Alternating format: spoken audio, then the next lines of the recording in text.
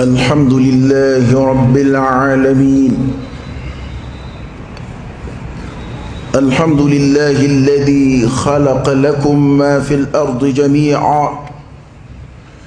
وأشهد أن لا إله إلا الله وحده لا شريك له، له الملك وله الحمد وهو على كل شيء قدير. وأشهد أن سيدنا محمدًا عبده ورسوله، صلى الله عليه وعلى آله وأصحابه وسلم تسليما كثيرا. أما بعد، أيها المسلمون، اتقوا الله تعالى وتدبروا قوله تعالى حيث قال: هو الذي جعل لكم الأرض ذلولا فامشوا في مناكبها وكلوا من رزقه وإليه النشور. وقال تعالى: فإذا قضيت الصلاة فانتشروا في الأرض وابتغوا من فضل الله واذكروا الله كثيرا لعلكم تفلحون. وعن المقدام رضي الله عنه عن رسول الله صلى الله عليه وسلم قال: ما أكل أحد طعاما قط خيرا من أن يأكل من عمل يده. وإن نبي الله داود عليه السلام كان يأكل من عمل يده. متفق عليه. الحمد لله تنوب عليه رب العالمين دافع بلا ممسد. الحمد لله تنوب عليه ألمي هو الذي خلق لكم ما في الأرض جميعا. فهو في نوبة وكلكوك ألا يعبد لا أودي كوري وكلكوك أن في بي أبب لا آدم ندول كبا أبشيريا وعلى كلبان ديك كشيريا على كركتشيديك صلى الله عليه وآله وسلم ككشن ما شامين على فاكو جيدي على كركا صلى الله عليه وآله وسلم. أنا سمو أنا جيون فكتاسي القيامة سنسلم. اللهم لك الحمد كله ولك الشكر كله وإليك يرجع الأمر كله. أنت كما أثنيت على نفسك جل وجهك وعز جاهك تفعل ما تشاء بقدرتك وتحكم ما تريد بعزتك. يا نعم المولى ونعم النصير. الحمد لله بجميع محامد الله ما علمنا منها وما لم نعلم، على جميع نعم الله ما علمنا منها وما لم نعلم. وكوسا أين ولد كان قربلا نداء التقوى أسلام ويتو أنجي كسر علني أسلام يبا ربي أبي سيغنغايو دي أبي دليو دي أسوكس مايو دي تقوى الله. وكو أنغان كلي جغبو أفلا يتدبرون القرآن أم على قلوب أقفالها. أفلا يتدبرون القرآن ولو كان من عند غير الله لوجدوا فيه اختلافا كثيرا. قرآن آية ومقوب التدبر لا تدبر آيات القرآن كقرآن آية كتدبر كل نوع كيهكلي جغبو وكا ka iyere deme na kuma kan lainu yi Qur'an famiyali de islamu teme nyonga bi annana kana Qur'an aya flata kufle aya flamina kumbe garsike kuka aya flain kumana garsike ka aya flain kumana nyininika ya no ni fiye be an islamu labbi fiye bele oyjbey an chama ya America fo ni islamai ka ba abana min yinina efe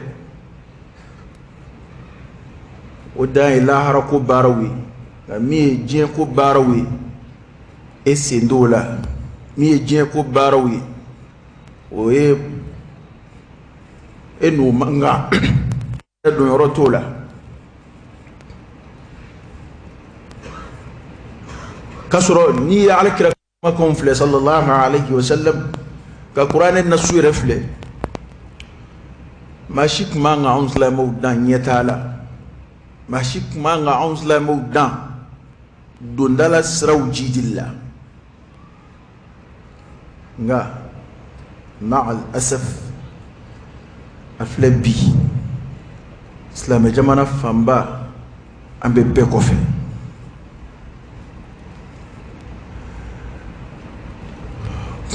kuma nu ka gelene nga konon kuma udedo ne taya dowla laseli de ne ka kuma ute angu fam yana anga wuli katu yelama ko turu kunka Qur'ana aya do ye adama de shuka ke ayre kun nafalika fi hadhihi alhayati ad-dunya ni jelat ke nyana mayina wa odebi ke sowiye ka sabati ki dlidu tarina balu ihalalala ala kofe ina seme irela ina seki ga decision ta ire ina seka kuma ire tola angana nyonige de yere ma hora mina kuma fle anda farafina niye kerengere ma malila ya yere ma hora ya ni biriki dem folo bala o bara ide yere ma hora ya ni mamba fe ko soro abiriki dem folo atenye mingo ateta mingo we bara ide islamadu ma bara bla ko fe ay kella islamaya ma bara bla ko fe halidoni ما من تقول على كلام النبي صلى الله عليه وآله وسلم ما تسر لون دي كندو بارك لون دي كندو نانو دي كندو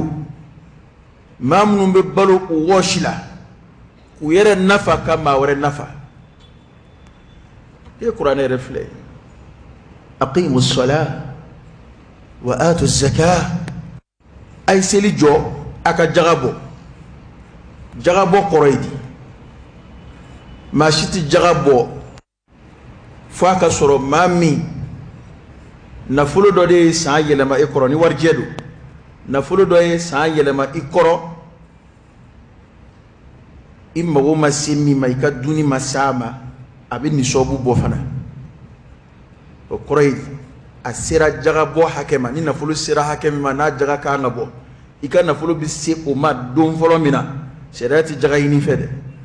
Syariat ba fo kiki hakili to o dola no doye sangile ndafa sangile mana yelema o kofesa abillaje yali na fulo ba chuko korola e fema jewa wal ma do faralaka koroy halsa aben ni sobula ni sobu koroy na fulo mana si hake mina na jagabu o komi o yesa yelema e koroy ka duni masama Syariah jatisa ke faralan noya tikuka kika jagabo la rubu al-ushr kiko bola aslamu yali ni layini te maminga soroke abu foko ka jagabo adama de na fori ko ninge fukutu ko te ko adama de blala mina ko ninge o tenyeni minde o te fobo ko ni ko ba ma tase neke ati se ko fi ka fo idingema ni bita dabata ibolo ha falo ta ibolo ha sherta nga mishimine ibo be fo kilingile wa la ala ko ay seli jo ay jagadi na sura ko na fulo nyechite dinena ay jagadi koroydi ma koroy mi dosoro kele jagabola flana mi baga mara na chayara baga ndingile fla kote saga ta damne hakabi saga ni sobu be ba ni sobu be nyame ni sobu be mishi ni sobu be ye baga mara abuna nasira hakadola ab fokika jagabo damne niye sene fenzene o kando jagabi nyini ife ula oy aslamo ni jume be soro ni barate mami ma baga mara o baga jagaboa mami ma seneke o be sene fen jagaboa warte mami bolo bo war jagaboa ay ta qur'an fi aqibu ssalah wa atu zakah ay selijo aka jagaji bana ko ray ko war ko kuma nana o ko ray ko wari yini nana adagariye bal akanune do iye bal abu wajibiya ikaire imma go munun tsika dlanate ulu dlalikama fatu ay nabi mon ka barako kuma umme anyuka jagabo ko kuma umme ay qur'anen nasuka kuma ye barakula ay alakira ka kuma wiye ala sallallahu alayhi wasallam ngani mbe ko fe anski mbe ka mbolo fla danse ka iba fo ko islamaya ni barate nyoye sraka angani jamana nunu la fura wallahi mamunu yala la jien kono uchama biya uba don ni tara kofe je barake jamana ulay ba don on be la fula kasi hakemina ya iba don ko barake baliye anga sigi daw labo kasi hakemina ay to anga chien fanyere doni sa ere ki nyela yeda ele dro kanga dufle o duba juljul do na dambe ma kilimpe kola ma kile na ma de barake ma kile na ma de barake to besigi be ko kono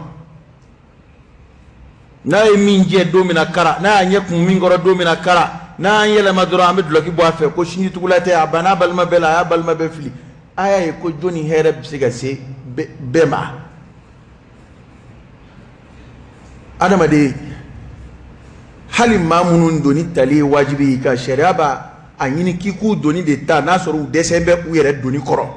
note adama de kilingile be ka yere doni ta ni ala kademe o de nyini ne do slabela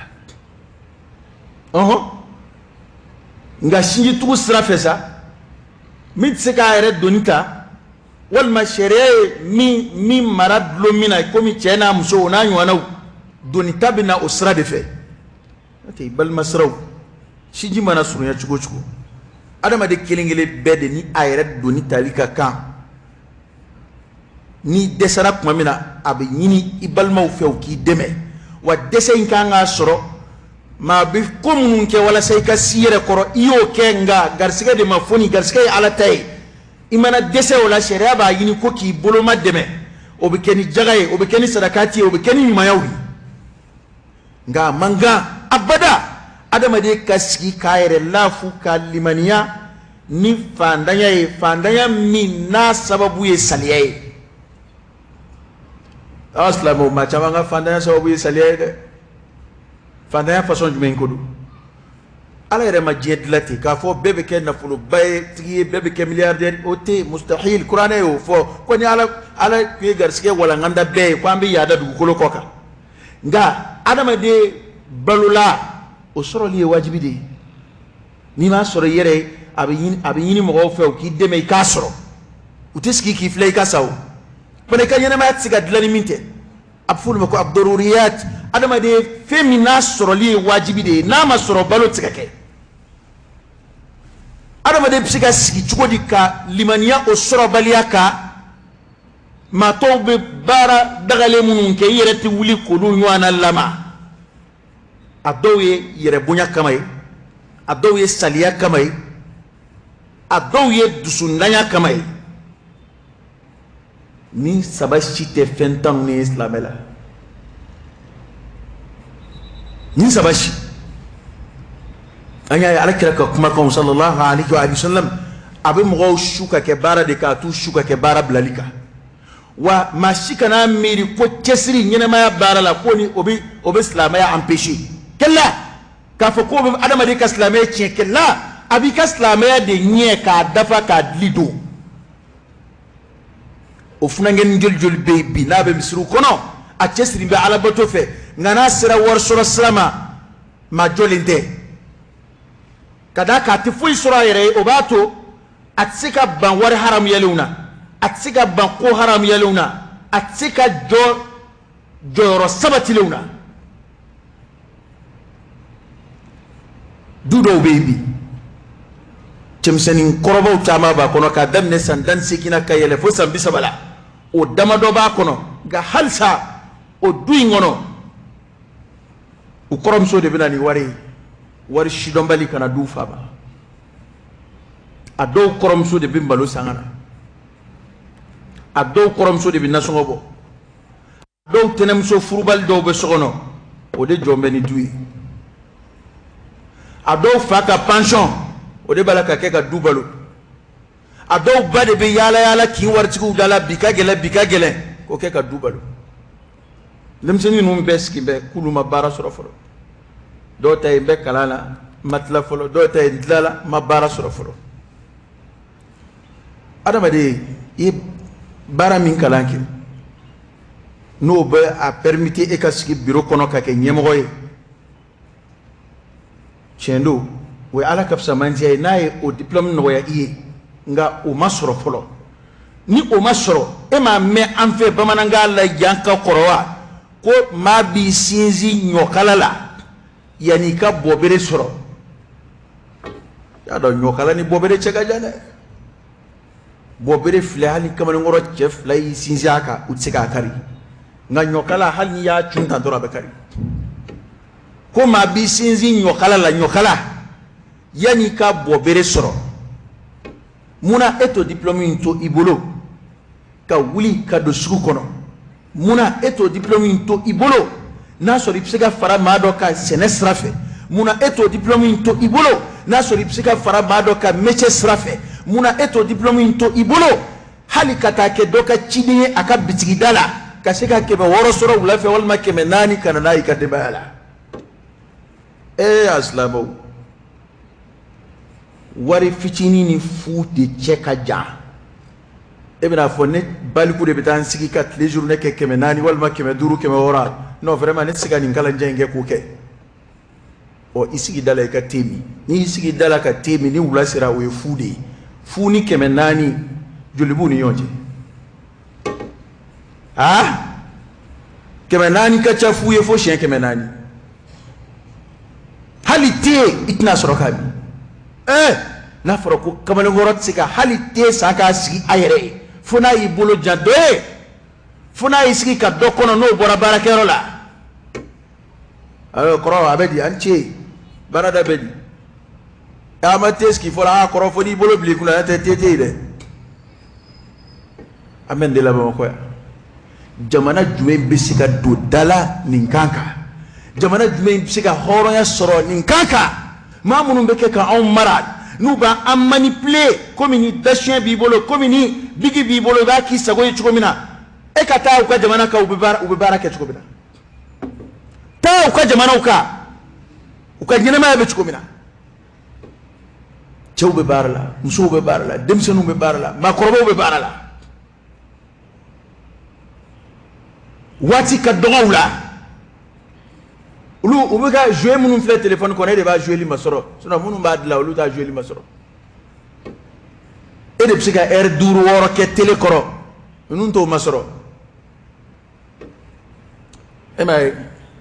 to buka kuna fundi so bado be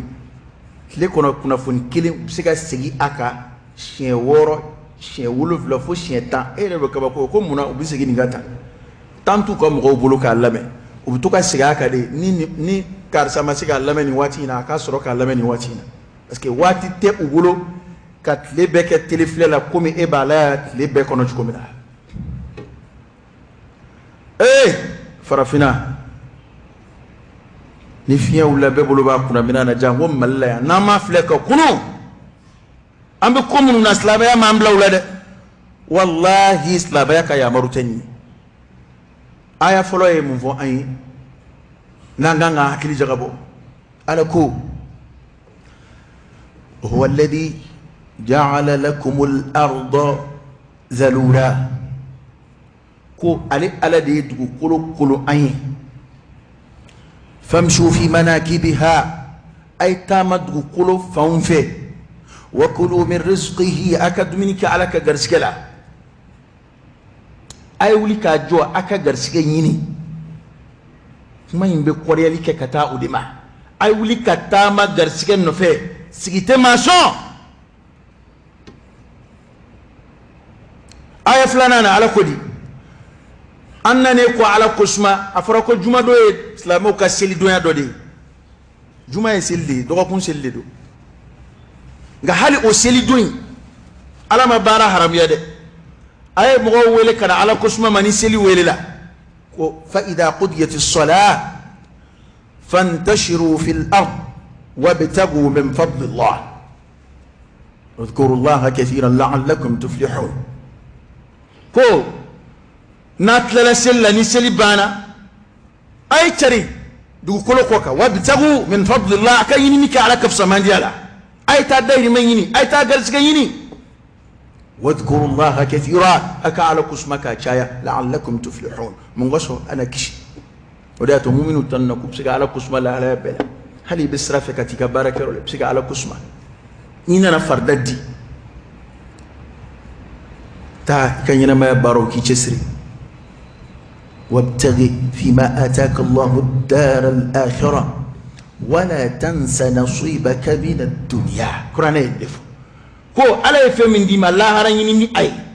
ga ijeni yoro fana kana nyine oko kada kada ma de sika balu ala ka je ko fe ni fe do te ala e balu sababu de siri fe do la bo o fe mun no luye l'essentiel wi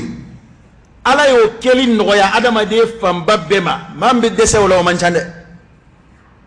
foni mami re ayere dese foni mami re ayere lafu angana kana ala kiraka kuma do fili sallallahu alaihi wa alihi wasallam kuma mi abawde ka kitabu kono da onde kodo ne do ni kuma imbara mabbi kateme beka illa man rahima Allah tajmai al-miqdam alidi kuma lakali ko ala kirako kishno be kiraka Allahu akbar min kuma no mbula kitabu kono iba fo kuma sili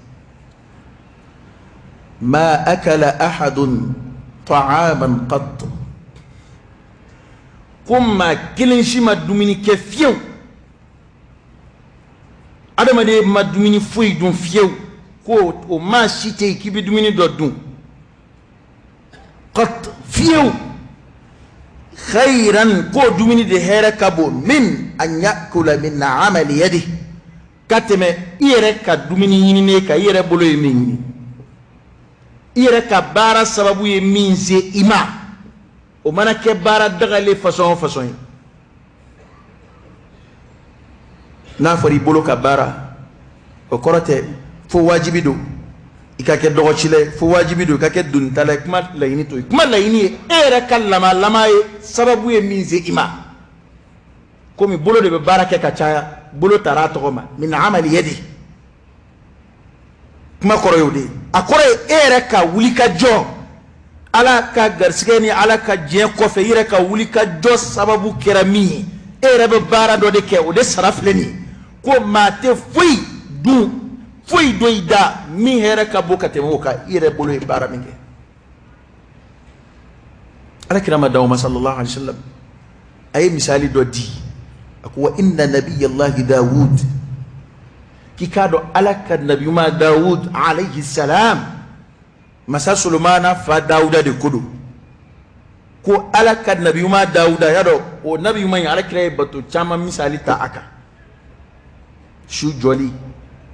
nafla shun hal kira ka hadisa be ko nafla shun herema ko dauda ka nafla shun chugo shu joli ke chugo nyuma ay dauda ka shu jo chugo fo ya ay ni misalin fanata Dawuda ka alayhi salam ko alaka nabi ma Dawuda kana yakul anaka nabi ma ya biduminike min amali yadi ka bo bulu ka barala nabi afle nyaw balaka barake baliya korota ka bara do labushi ka soro bara labushi linte dugu kolo koka adama de mago bi jo bara o barala labushi yoro to law ni do ma dogochi dogoti do e ka da koro ni do ma nyege labo nogo be boy ka sogono ka soro war bi kuno ni do ma nyamache e ka da bi tolisisa ka soro war bi bolo adama de mago bi jo bara o barala o tilabushi o bara munu bil labushi shere bara munu haram ya anga dine ba yi chugo mina wende nga adama de were damani yonci adama de yere kon psikai oy ala kafsa mantie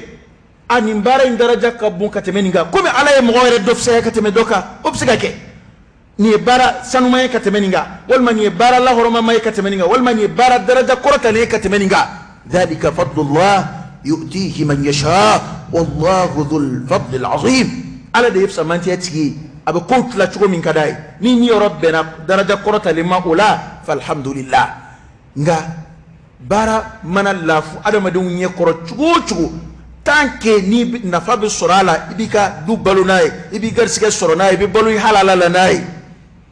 mo mana fe on foti chife adama de kabalu ayre woshila fuitabo soro fuitabo o kira de ni fo sallallahu alaihi wasallam hadisi be bukhari kono muslim yerana nay muttafaqun alayhi wallahi nama barasradu andi ngoro nama barasradu anga kalandi ngoro nama barasradu anga jamana de ngoro anfle chugo na mbe me a chugo wulade kuma jalate ni ko ni wulide nan kuma na mabara fara aka to ka jedo de arabu ku kan dalila ko man la yamliku qutahu la yamliku qarara ko ma min niti balumara e be fe min dun no marate ebulu ko kuma na ibe decision min ta o fana marati bolo de ibe decision min ta o marate ebulu o de ato hal jien tom munun sikiredu tomba be jien kono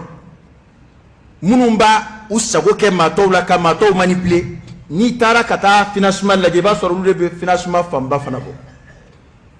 o lu de be tom musaka famba bo hali shini ni afrique barake ka bonno la ka yirwa ay radda be kuma wala sisa hali shini ni ka jamana na e barake ka surunya jamana tawla arab siga kuma sisa arab siga dado ko wala sisa ban ambe kuma na ma bara fara aka to ka jedo de cien de be se alama bara ko la fumbe anfeya ni ta fe ka kuma jugudo kuma inkono cien de be se alama bara te sina anfeya de hal mamun be kashikuma bara soro oluta e mabara soro nga munu e bara soro est ce que usebe bara ba hal mamunu ngume ka biro yini ka siga kono ni ubla biro kono ubina erjmeina ubita erjmeina ubi erjoli bara usebe donné do ka dossier territoire ma erjoli ubi tesrid ma fourni ka bara la ni e marta bi kable ka sanchela est ce que a tesri mbeka da hakejmeina an resira niveau la bi tant que imijo manivuru ton korate barake ni mo watta kabla chantela wal ma yatta kabla ka furula ni ti ki sigi ka fle at barake fakira sawabi mo to sont les journées remabli kachaya be barab de ke tremeni parce que ni ya abla journée là avec les sabake minga ni ya treme jab se go ket likili o konnon juguya de o ngani ya juguya ni ya do ka barala ama fukiyere fade nga iremi ala chela kamale ngoro bisika bara minget lela ni tara ko les journées ni bolo do ikono ka bango bara hakeke kana fle kibet les journées bara de la de ibe haramu dunde la iye hake mimine imo barake aha ni aslama yakuma yede eni ala cela itara kiye maçon walma itara kiye manœuvrier walma itara katibla doka furu la barala kamalen woro kanga sega bara min ke maye tile kono nata toro akaseli wati kofe akalafie bona akafembe kofe imaso hakema ya miri doro patigi tia ibi isulu sala doro e daini ersere kon nga warbi dima wallahi be haramu duna kafari kamare buraka ambe bambara munun kelima ya yali antala kata o baraka dia de keto bu bulwa mamunu me boya no bita sajika Espagne doni kama ayu yininga munun dona Espagne be baraj meynay afamba bebe no furo de kono afamba bebe senede lay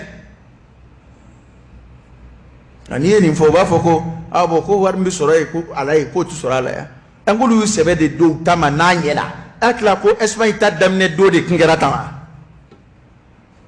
olu adam ne do mina doron abekra furo bawye ka siga tracteur uni fon ge ka fa ka robinet uni fon be do akona yerema abora sampe ka chundea uyu ta de damne dondoni ku ta sabati fa na yirewa fa na buya u yerema fu mo jora barake de una ka wele ka wa farafina ka tabla barade jangu ala re kulo gele min ke farafina adla chikola tiendo technologie baraw olu ye ala ka sonde hali tobu flate comme na fo tobu be bo nyedon mobile de lawni ordinateur de lawni fen ka fen kuraw créer ate comme na fo niye tobu yedro la be dama ka kanwla o mo kelingele ni de be nyena mayala o mo kelingele ni munum be o be takabla jinu no be takabla yoro la olu be fen créer fen be boka di mo ma jamana o be ate comme jamana de be ba kew ga ala e be je furu babara mununa non ire an kunkorota anga jamana ni anga jamana kala madrasa la ya kala école la nansira anga soro mamu fo ko jamana in soro ka sigile do ko sene moni kwani bagamara o de anga soro bakuru bawi am sene julike sene joli jamana mini dona alimentation kono ni dona bitiku kono ni tara suku fiowla ina malo be nyena fa jamana yere malo bore ina jamana be jiride nyena fa jamana yere jiride ina jamana be senefe nyena fa jamana yere senefe ito ye fo kelengeleni jamana to dumbu ta sene ku yere labo kasuro kata to de feri bi e ka afle on sera niveau mina on sera hakemina femunun dakanga gele amma ulube gele ama parce que olu tanga jamana fenwi femunun dakanga noya ama olu fana be gele ama parce que ante barake ambe skili do kanin konnu laje la kol to bukan kalan katla olu beski mbeka bureau kono madrasa do mbe kalan ke katla ni betna na ke almami betna na ke wajli kele abke tukodi amon mbeke ga tatandro ambe skili do kalaje wa fiye birbele babe anga jamana na politiku fanana utlo bala anga jamana na politiki be investissement do febe la fo sene uma bara fo ibla ko fe ka teme seneka wera bo fu dala ko ni ma farati sene ko ko na droki ga na folo bi cien wallahi ciente nin fikra inama kele ka bo ana ala ye no yake milliard chama bi bolo yani kanin kuma mi ikungulu lati e ka laje bani alaje ke sebiye ka technicien wele kana ka akoke chugo nyuma ke sebiye ka dugu kolo soro sebiye e ka muhawala bani na fulo do bla bolo kay ka laje na fulo mi halla tiena ala barka la te fo jeyi iko kenin ngani wala sasla be de do ka bara soro iko kenin ngani wala sa mo kan nafa amana sala kira ka hadisa ma sallallahu alaihi wasallam hanna me baro choisi bara do be ibi jie nafa surala en même temps ibi baraji fana surala o baraw be jiri turu o baraw doy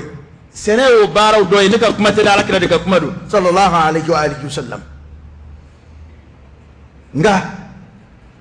ambe o bara munun fili kofe na o baraw fili kofe imana technologie fait de la chugo chugo imana machine ma fait de la chugo chugo adama de baloto amago fuito la abalole ko la fiale de mago bi jo feuna wallahi alay femun la noy to di fale feuni sene feun adama de be jombo de ka ni jamana munun be mobile de la witla ka mobile de fere kata computer ni namasaw ni fonza jamana munun be ordinateur de la uta ordinateur mugande ni sigi kelenguna ki ko ika fondo kono ibe ordinateur to de fere kata malusa ibe ordinateur to fere kata farnisa o fe munun fle ni adama de tsika balo ala ko ni olute ala ko fe tsika balo no olute o da ala yo da yele ambe jango ambe dugukolo min koka arabke do dilla ka fone egyptian akwa lebe kabako ya koni malien koko fanda ya bala koni mali koko fanda ya beni jamana ina amase dugujugoro fe ma folo de a sanvela ara amatla sanvela law bara make sanve folo ko jamana mi jibu bolo dugukolo bu bolo ko ukatla ku sigi ko fanda ya bula ko o de bale dabali ba dabali ba ko do koy parce que ala ya adama de dla ka fanga min dima ka hakili min dima ka kodo min dima ka tlaka ibe femu numbara ko lubla ibolo ma eba femu nga kessa aw misali abe komini mami inna toka bo barakero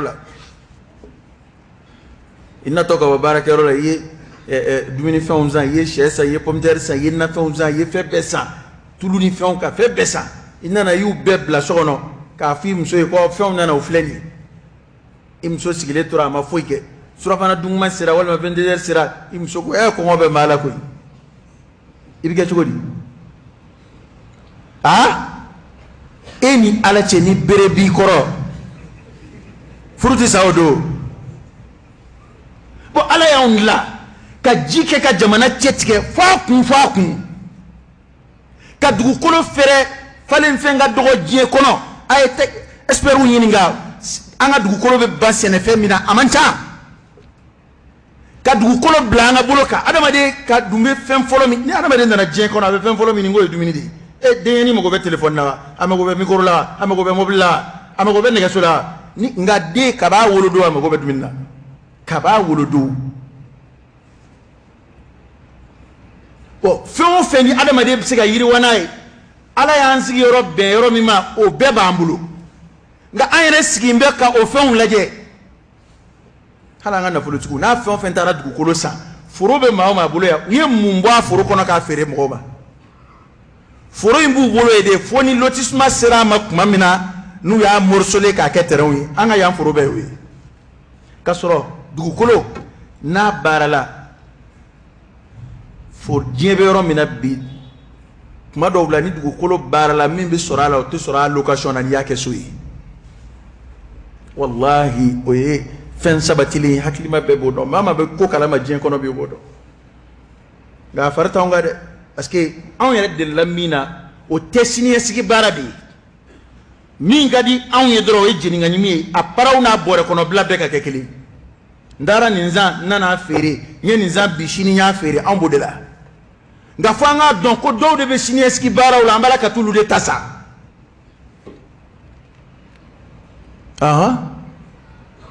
kabina ala kira tila sallallahu alaihi wasallam bal ka ko onye jiri furuko adamadiya teta uko senefe adamadiya teta ako bal ulude bazi o falife nunu adamadiya be balonu ye bagon fana be balonu ye kuma bagon fana be segi ka kadmini abbe be segi ka ta falife de ma abi ay senebla kofe hey karonke ni ya miri ko nin te kutuba kuma ye alakira ka hadisa de photo fili wallahi dondo ibi bolo kin ka firi ni bora jumana ya sai biti sigi minguna sene fedu ni dumini fefe on feni adama de ba dunia abla par pièce ni ya be sega asulu la dro abeta kunje sene la abe afle ay febbe fon fin adamadiya baro to bu yere ta encourager la parce que to ba don adamade be folo dumin de la ni temena dumin na kuma mina étape flana na hakili be jigi fen wala ni adamade ko nya hakili jigine yene ma ko la wallahi temena dumin de ka folo e ta donc la fuba nga jamanoka fika e ka duguba bla doni ndoro ay ta ga dugula doro hali eremi wartigi ta ka dugula doron halsa ibora ka dugula mo bolo chugo mina de halsa ubeti atenia mo wartigu de te nyo saya kun ka blaka ta duga mo ma burusi kona o chama insécurité be yoro munna olu ta be da insécurité kuna bi nga insécurité te yoro munna hali foi te yoro munna u ka seneke nyotu balo u ka seneke malo tu balo mundo parce que ima isebe de do aba mundo anga jamana ma do bala do be nyala do ba chela kawla famo fana kanga minke ka donko jamana tsika bonogola ni bolote jamana tsika bonogola fa ka sura be fe min du obe ayre bolo aka jamana konoy sene de kera baralla fuli ambolo ka ke bolo ko fefe mo re bolo sene kala de ma la fuli de ma jashilumi o e ma chamanga yeli modo halni mingwa ka ba nye shama do ba la gushi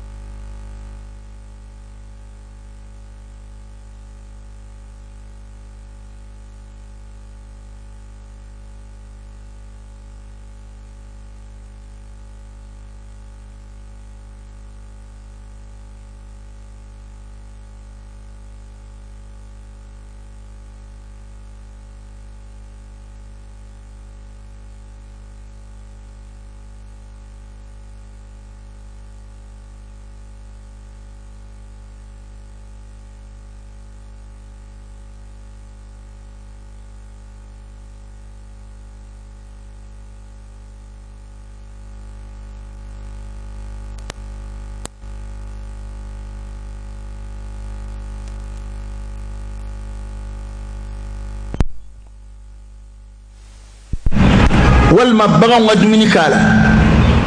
ko fo o dune be ka ke iye sadakati ye oni ibe na fulo min zora la tekele de parce que anskile ba ngira ini ngasisa pa oye ni femu no mi do ana ko na fulo min be sora la o kote ay anote nyonje hal na milkiya bori bol mam ye jiru be turu hal ni jiri furo fere la e a turli mi ngay ka pourcentage ba sarala e jiri turli mi ngay e min fola ya turu hal ni ye jiri furo fere imi yoro ba baraji la tanke jiri ndebe ka du afla mangoro mununga togo dawla ngo ma dawde uturu kabla afamba be turule afamba be sigida mamunu sigira yoro la ka koro olu ka jiri turule ndedu nga ngambo kabi sigida do be ni mangoro ko sera halite wardo ala do de aturu kabla amgo do sara mera nga jiri ndebi ke ga dun ko fe ibe ko folo dawla ma do de loki boka si amba fe jika boni yoro ina katani yoro ina wati temeneuna do kera kabla enye eta fe ka foi ke kabla machine anga fle kan sebe do barama أقول قولي هذا وأستغفر الله العظيم الجليل لي ولكم فاستغفروه إنه هو الغفور الرحيم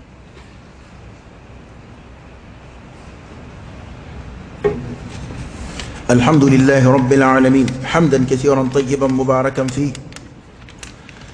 وصلى الله وسلم وبارك على سيدنا ونبينا وشفيعنا وحبيبنا محمد وعلى آله وأصحابه وسلم تسليما كثيرا تيك ما من فوسسا نويكا فوق سنكلا ببراجي سروكا فراكا ورسروكا كداكا يميا تروال ما يميا سنة ألكراكا كما دوبيا ودبو سمنتيا صلى الله عليه وآله وسلم كود دوندو ألكرا دونا مصودو بي كو أم مبشر الأنصارية كو ألكرا ندو كنغفرو كنو كرا دوناكا في نخل لها القرى نغفر يمسوي لتاي كرا دونا نغفر يغنو ميغي تمرو جودي كاتشا كنو تمرو دي تورمبن نغفر يغنو تمرو فرود كو على كرا دوني صلى الله عليه وسلم كو على كرا كو من غرس هذا النخل كون تمرو جنو جني وتور أمسلم أم كافر كو مي اترو نكو اسلام دو واتر كافر دو مي تمرو جنو ترو فقالت بل مسلم كم سكواي كافر تسلم دي كندو مي اترو فقال كو كرامي كو على كراكو صلى الله عليه وسلم لا يغرس مسلم غرسا ولا يزرع زرعا